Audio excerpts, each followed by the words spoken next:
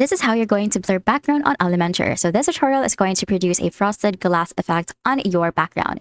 Now, this tutorial uses custom CSS, which requires Elementor Pro or a third-party add-on that enables the custom CSS field.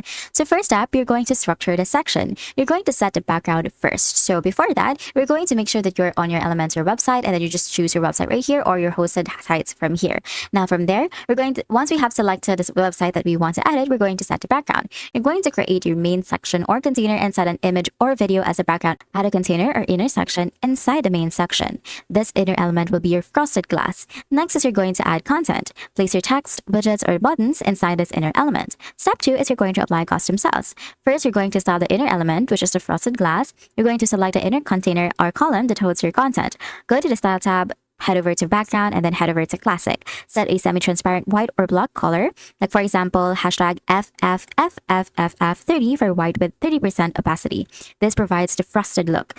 One optional tip is that you can set a border radius and box shadow for a card-like appearance as well. Now, another thing is you can add custom CSS or Elementor Pro.